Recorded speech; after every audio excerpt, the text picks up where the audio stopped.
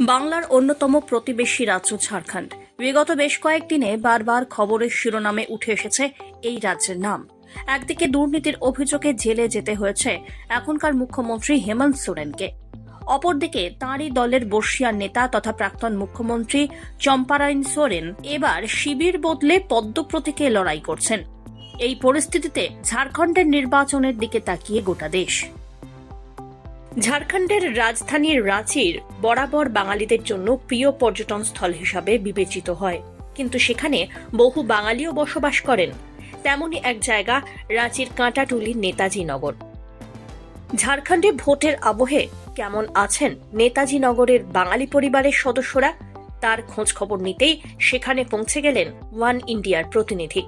नमस्कार, हम अभी पहुंच चुके हैं रांची के कांटाटोली नेताजी नगर में। ये नेताजी नगर का नाम नेताजी सुभाष चंद्र बोस के नाम पर पड़ा है और यहाँ आप देख रहे होंगे हमारे पीछे बैकग्राउंड में केसरिया और हरे झंडे पर भाजपा का निशान।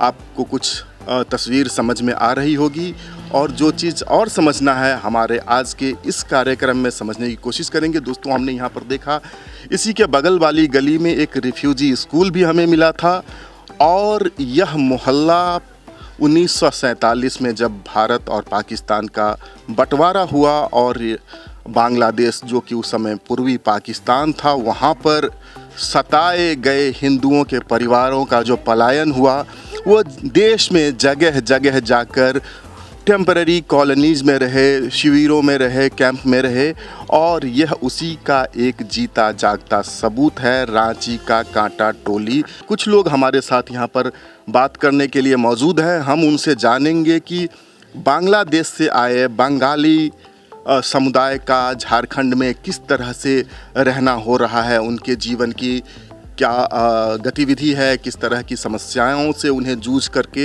यहाँ 50 साल तक का अपना जीवन उन्होंने आगे बढ़ाया है और भी बहुत कुछ। तो आइए हम इनसे जानते हैं। दीदी, अपना नाम की? डॉली बोस। डॉली बोस, कहाँ से आए हैं आप? कब से रह रहे हैं यहाँ पे?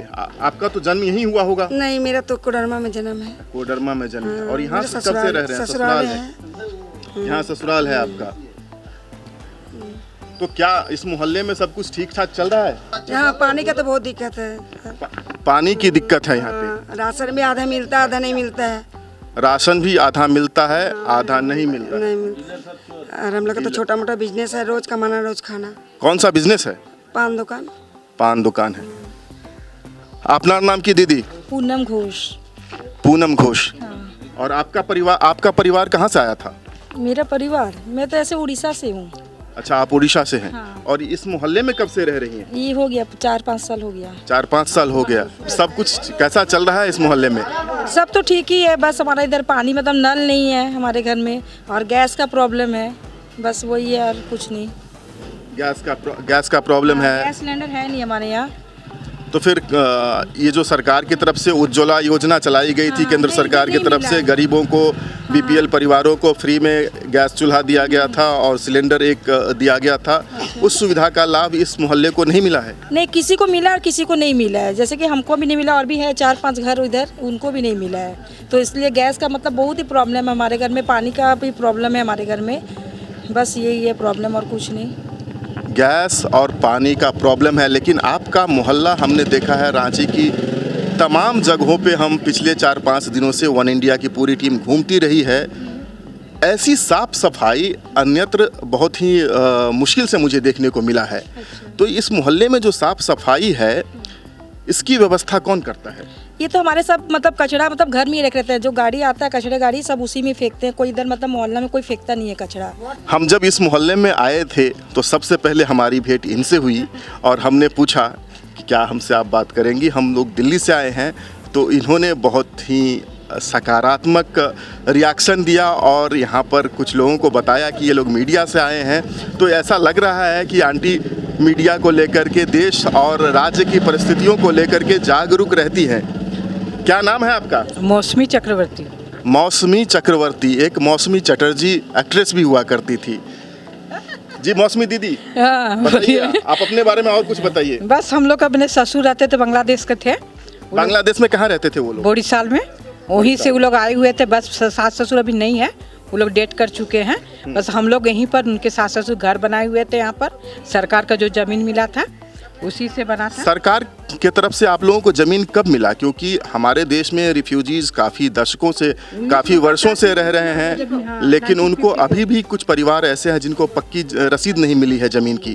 आप लोगों के पक्का रसीद मिला है। पक्का रसीद मिला हाँ, पक्का रसीद मिला है। मेरे ससुर और मेरे चाचा ससुर थे, दोनों का वही बंटवारा हुए। हम लोग इसी में ससुर के साथ रह चुके हैं। जैसे हम लोग तो इधर के हैं, लेकिन मेरे सास ससुर बड़े साल के थे, बांग्लादेश छोड़ के आए थे। आप लोग का रोजगार क्या है मुख्य रूप से? हम लोग को रोजगार क्या है, घर में जो रेंट उंट मिलता है तो प्राइवेट काम करते हैं। पिताजी सर्वे ऑफिसर थे, ससुर। आपके ससुर सरकारी नौकरी में थे? हाँ, सरकारी नौकरी में करते थे पहले। उसके बाद रिटायर करने के बाद पूजा पाठ करते थे। जब पूजा पाठ करते करते फिर डेट कर गए। पूजा पाठ करते थे मतलब लोगों के घरों में जाकर के पूजा करवाते थे, कर्मकांड करवाते थे? हाँ, पंडित जी थे ना। अच्छा। इसलिए पूरा कॉलोनी ही मेरे ससुर को पहचानते हैं। अच्छा, अभी क्या परिस्थिति है? कैसे आप लोगों का जीवन यापन हो रहा है? अभी बस थोड़ा मोड़ा रेंट मिलता है। हस्बैंड का उम्र हो गया, अभी काम नहीं कर पाते हैं रेंट से, और छोटी बेटी है, काम करती है, उसी से घर चलता है। নারী নিরাপত্তা নিয়ে প্রশ্ন উঠেছে বারবার। ঝাড়খণ্ডে হেমন্ত সোরেনের সরকারের আমলে নারী নিরাপত্তা কেমন সেই রাজ্যে? एक बात बताइए, सरकार की तमाम तरह की योजनाएं हैं, यहाँ पर झारखंड में भी हेमंत सोरेन की सरकार मैया सम्मान निधि देती है, महिलाओं को कुछ सर्टेन अमाउंट देती है हर महीने। आप लोगों को उन योजनाओं का कोई लाभ मिलता है? अभी तो नया स्टार्ट किया है। मेरे बेटी को 2 महीना मिला है। आपको? नहीं, मेरे को नहीं मिला क्योंकि मेरा 50 साल उम्र पार हो चुका है, इसलिए। अच्छा, तो आपकी उम्र 50 साल पार हो गई है, इसलिए आपको मैया सम्मान निधि का लाभ नहीं मिल रहा है। कोई बात नहीं है, लेकिन अगर हमारे कार्यक्रम को जो लोग देख रहे हैं और अगर सरकारी मशीनरी इस कार्यक्रम को देखेगी तो शायद इस पर भी विचार किया जाएगा कि जो लोग इस कैटेगरी में आते हैं उनको किस तरह से लाभ पहुंचाया जाए। ये रिफ्यूजी कॉलोनी है, यहाँ पर सुरक्षा की क्या स्थिति है, स्पेशल महिला सुरक्षा को लेकर? महिला सुरक्षा आप बांग्ला में बोल सकते हैं? नहीं ठीक है, मैं हिंदी बोल रही हूँ तो हिंदी में। यहाँ पे হ্যাঁ বাংলাও বলতে পারি। এখানে মহিলা সুরক্ষা এমনি ঠিক আছে, কেননা আমাদের বাঙালি কলোনিতে ইউনিটি খুব বেশি। এখানে কোনো বাইরের লোক এসে কোনো ছেড়খাড়ি করতে পারে না, কেননা আমাদের ইউনিটি খুব বেশি। কারোর বিপদ হলে পুরো 99টা পরিবার আমাদের এখানে, মানে বাঙালি। তারপর যারা রেন্ট নিয়েছে, ঘর বানিয়েছে, সেটা আলাদা ব্যাপার, কিন্তু আমরা 99 পরিবার, মানে রিফিউজি অরিজিনাল, আমরা ডিট পাওয়া 99 পরিবার। তো কারোর কিছু বিপদ হলে পুরো পরিবার ঝাঁপিয়ে পড়ে, প্রথম কথা এটা। তো এই জন্য মহিলা সুরক্ষার দিক থেকে এখানে ঠিক আছে, কিন্তু যখন থেকে হেমন্ত সোরেন এসেছে এখানে আমাদের বাইরে যাওয়াটা টাফ। সন্ধে হয়ে গেলে মেয়েদেরকে আমরা ঘরে ডেকে নিই, জলদি আসো ঘরে, মানে তখন মনে হয় না যে আমার মেয়েরা सेफ। মেয়েরা কেন, ছেলেরাও सेफ না। तो आप कह रही हैं हेमंत सोरेन की सरकार आने के बाद यहाँ पर सुरक्षा की स्थिति अच्छी नहीं है, आप अपने बेटी की सुरक्षा को लेकर चिंतित रहती हैं, आप हमेशा उनको फ़ोन करके कहती हैं कि घर आ जाओ, कहाँ हो, ठीक ठाक हो। बट सब जगह में लेकिन ऐसा क्यों हो रहा है? हेमंत सोरेन के आने के बाद क्या हुआ है? हेमंत सोरेन कर रहे कि क्या कर रहे नहीं है, लेकिन मेरा नज़रिए से उनका देखभाल सही नहीं होगा तब ये चीज़ हो रहा है। अगर वो प्रोटेक्शन ज़्यादा देते, पुलिस प्रोटेक्शन, चाहे कुछ प्रोटेक्शन ज़्यादा देते तो नहीं होता, लेकिन वो नहीं दे रहे हैं, वो अपने में मस्त है भाई, इसीलिए नहीं हो रहा है। नहीं, लेकिन सरकार हर एक मैया योजना में 1000 करके दे दिया, इसके लिए हम उनका सपोर्ट करेंगे, ऐसा बात नहीं है। गरीब लोग के लिए मोदी जी भी कर रहे हैं, वो भी कर रहे हैं, सब कर रहे हैं, इसका हम कोई नहीं कर रहे हैं, लेकिन मेरे बच्चे अब सुरक्षित नहीं हैं। তবে একই সঙ্গে কেন্দ্রের মোদী সরকারের প্রশংসা শোনা গেল বাসিন্দাদের গলায়। आपने कहा कि मोदी जी देश के लिए कर रहे हैं, आप बता सकते हैं मोदी जी देश के लिए क्या कर रहे हैं और उसमें आपका क्या हित है? मोदी जी देश के लिए इसलिए कह रहे हैं कि भ्रष्टाचार, आतंकवादी और एक दूसरे से मतलब प्रेम व्यवहार और करेक्टर सब चीज़ अच्छा में लाइन में ला रहा है। ये देश जो है मतलब परले होने वाला था, ये परले को बचाया। मोदी जी ने इस देश को प्रलय से बचाया। किंतु युद्ध वर्ल्ड में युद्ध होने वाला, सब संसार में वर्ल्ड को, माँ बहन को अपना सुरक्षित में अपना कैच अपना में लाए और देश को सुखी शांति में अपना जीवन यापन। और कुछ आप लोगों को क्या फ़ायदा हुआ मोदी सरकार के आने से? हम लोग को फायदा इसलिए हो कि कैरेक्टर हम लोग को शिक्षित मिल रहा है, पढ़ाई लिखाई के लिए, हर चीज़ के लिए, मतलब स्कूल कॉलेज बच्चे लोग के लिए, हर चीज़ के लिए मोदी जी के लिए हम लोग का देश जो है आगे तीव्र गति से बढ़ रहा है। अच्छा, क्या लगता है इस बार के चुनाव में क्या हाल रहेगा रांची में? झारखंड में आ रहा है अभी मोदी जी आएगा और कमल फूल फूटेगा पूरे झारखंड में? लेकिन आप तो सिर्फ इस कॉलोनी में रहते हैं, पूरे झारखंड का हाल आपको कैसे मालूम झारखंड है? में यही इसलिए रहता हूँ कि ये देश जो हम लोग का है, जो कमल फूल जो राम जी को जो फड़ा है, इसमें सब कुछ हम लोग को रक्षा किया है। तो राम जी ही रक्षा कर रहे हैं या काली माता भी रक्षा कर रही हैं? हाँ? मोदी जी के अपने उसका उपवास आ गया मन में, उसका श्रेष्ठ आ गया मन में, भगवान के उसका ये आ गया और उसको भगवान बनाया, और उसी में हम लोग मोदी जी का अंडर में हम लोग चल रहे हैं। तो टोटो गाड़ी जो चलाते हैं यह सरकार की तरफ से मिला हुआ है या फिर अपने पैसे से खरीदे हैं? नहीं, भाड़ा गाड़ी चलाते हैं। अच्छा, आप किसी और की गाड़ी लेकर के चलाते हैं और उनको हर दिन कुछ पैसे देते होंगे? 350 रुपया करके देना पड़ता है। और कितनी कमाई होती है टोटो गाड़ी चलाने से? पहले होते थे, आजकल नहीं होता है। क्या जानते हैं, एक ड्रेस कर दिया, लाइसेंस कर दिया, टोटो गाड़ी पकड़ रहा है, इस डर से कोई भी ज़्यादा नहीं चलाते हैं। तो लाइसेंस तो आसान है ना, ड्रेस तो कोई ना कोई कपड़ा पहन ही रहे होंगे, ड्रेस बनवा लेंगे। हाँ, तो कोई ना कोई कपड़ा पहन रहे हैं तो वही ड्रेस बनवा लेंगे और लाइसेंस के लिए अप्लाई करेंगे, लाइसेंस मिल जाएगा। लाइसेंस लेने में क्या दिक्कत है? लाइसेंस बनाने के लिए तो पैसा चाहिए ना। नहीं, लाइसेंस बनाने के लिए पैसे क्यों चाहिए? लाइसेंस तो फ्री में बनता है। नहीं, 8,000 रुपया करके लेते हैं। टोटो, ये हम अपने कैमरामैन से बोलेंगे ये टोटो जरा दिखाएं। ये सामने टोटो लगी हुई है, एक टोटो है, आगे टोटो है, ऑटो है। यहाँ के लोग ऑटो भाड़े पर लेके चलाते हैं और उनके पास टोटो चलाने का लाइसेंस नहीं है। तमाम राज्यों में लाइसेंस फ्री में बनता है, उनका एक मामूली शुल्क होता है, लेकिन यहाँ पर ये दादी जी बता रही थी कि टोटो का लाइसेंस लेने के लिए 8,000 रुपये लगते हैं। एक गरीब के लिए 8,000 रुपये महीने की बचत नहीं होती है, वो टोटो का लाइसेंस कहाँ से ले?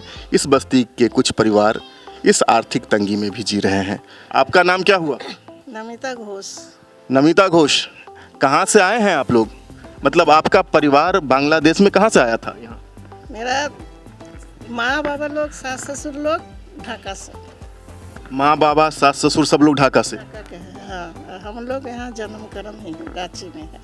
ससुराल यहाँ है काटाटोली, और नैहर है वहाँ रातू रोड में। हाँ। तो आपके घर परिवार के लोग, आपके दादा दादी, मम्मी पापा, कुछ आप लोगों को बताते होंगे किस तरह से ढाका से यहाँ आए, कैसी परिस्थितियाँ थी, क्या लड़ाई झगड़ा हो रहा था, सताए गए थे, यहाँ आए तो फिर कैसे रहना हुआ, कैसे आप लोगों ने इतने दिनों का सफ़र तय किया? हम सुने इतना हमारे माँ बाबा से कि बोरना बाढ़ जो होता है ना, पानी बहुत बारिश हुआ, सब डूब गया था। उसी टाइम मेरा माँ बाबा लोग रांची आ गए। अच्छा। रांची में आके सब कोई आ गए खाली हाथ में, कुछ लाने नहीं सके, सब डूब गया। और यहाँ पर आके अपना बिजनेस में कुछ किए हैं, शादीशुदा के फिर हम लोग आए रांची में, दुनिया में। अच्छा, इतना ही जानते हैं हम। तो यहाँ पर आपका परिवार, आप कह रहे हैं रातू रोड में रह रहे थे आपके पेरेंट्स, माता पिता, तो सब दिन रातू रोड में ही थे या पहले कहीं और रह रहे थे? रातू रोड में आपका अपना मकान था या कैंप में रह रहे थे? नहीं, अपना ही, कैसे कैसे उतना तो नहीं जानते हैं, लेकिन हम लोग जन्म हुए ना अपने ही घर में हुए हैं। कैसे कैसे मम्मी पापा लोग किए हैं उतना मालूम नहीं है, लेकिन अपने ही बाड़ी घर में हुए हैं, खपरा का घर में। तो हम बात कर रहे थे रांची के काटाटोली में रिफ्यूजी कॉलोनी है, यहाँ के जो बासिंदे हैं उन लोगों से बात कर रहे हैं। अब तो इनकी यादें भी धुंधली हो गई है। कहने के लिए ये रिफ्यूजी कॉलोनी है और कहने के लिए ये लोग बांग्लादेशी हैं, लेकिन इनका जन्म कर्म सब कुछ यही हुआ। ये भारत के नागरिक हैं और ये भारत के बारे में सोचते हैं। इनकी कुछ शिकायतें हैं, कुछ समस्याएं हैं और इनको उम्मीद है कि इन समस्याओं से भी छुटकारा इन्हें आने वाली सरकार में मिल सकता है। मताधिकार को लेकर कि ये लोग बहुत जागरूक हैं, मतदान को लेकर बहुत जोश में हैं, अपना मतदान करेंगे। मताधिकार जो होता है वो गुप्त अधिकार होता है। हालांकि यहाँ जो माहौल है उसको देखकर अगर आप कुछ अंदाज़ा लगा सकते हैं तो लगा लीजिए। बहरहाल इस अंक में अभी के लिए इतना ही। जोहार झारखंड। आप देखते रहिए वन इंडिया।